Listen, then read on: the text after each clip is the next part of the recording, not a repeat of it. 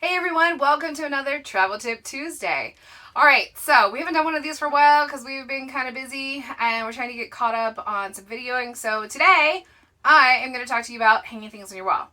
So some of us, like me, are really scared to put like any kind of screws or nails into the walls where they shouldn't be, or at least where I think they shouldn't be. And for those of you who do, like, more power to you. Like, it like really scares me. So instead, I'm going to show you some of the products that we use that won't that haven't caused any problems on our walls. So my very first product that I'm going to talk about is nanotape. If you have not tried out nanotape, I highly suggest it. I use this to hang things that are a little bit heavier. It is a double-sided clear tape that is reusable. This is the 1-inch one. It comes in different sizes. I think I also have 1/4 inch. But we'll use this, for something that we want to keep in place a little bit longer. I use it for the shoe rack to hold the shoe rack up even. So it works really well for, like I said, heavier things. The second thing I'm going to talk about, and this is the thing that probably gets used the most in our house, and that is Gorilla Putty. Gorilla Putty is amazing.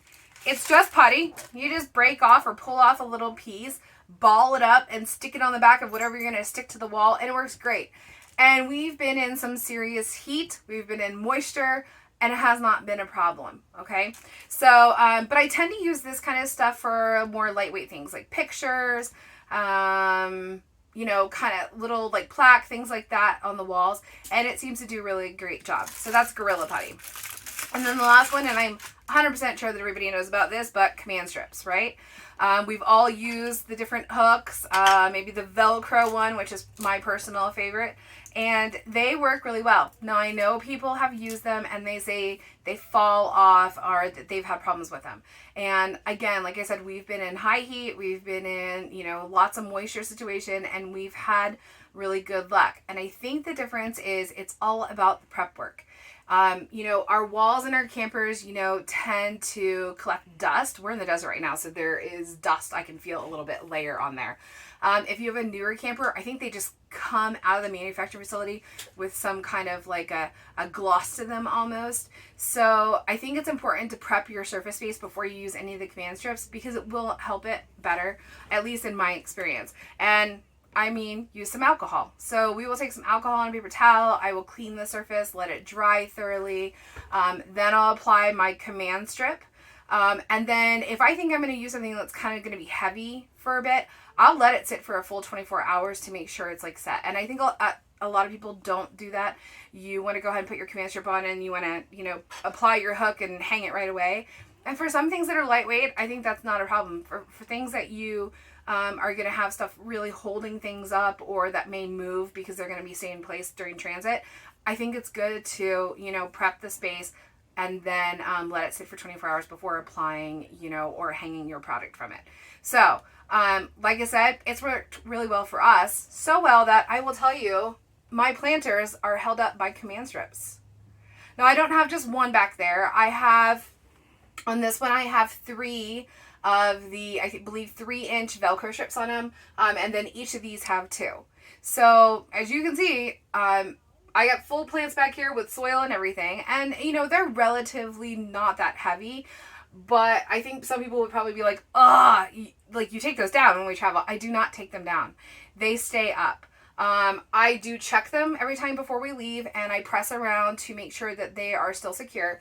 I do have an extra hook similar to this one that is at the top that kind of helps hold, it's like my backup hook in case they should come loose. I've only had them come loose twice, and it's always the smaller one that has happened. And it's mostly my fault because I didn't make sure that it was stuck in there properly. And for this, it's a little bit hard because I do have to reach into the back and press it up nice and flat. But I love it, and it's a great way for me to have plants in here, and I didn't have to put any holes in.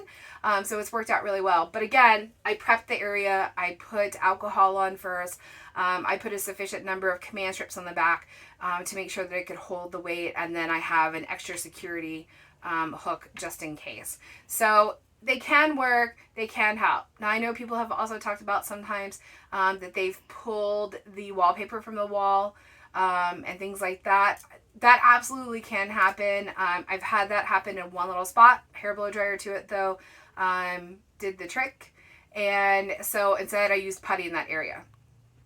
So, but I would still rather the wallpaper come up a little bit than actually put a hole in my wall.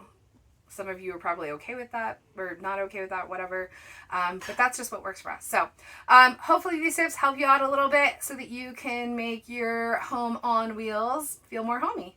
I will put a link for all the different products down in the description below. And I just want to say thanks for joining us on another Travel Tip Tuesday, and we'll see you next week.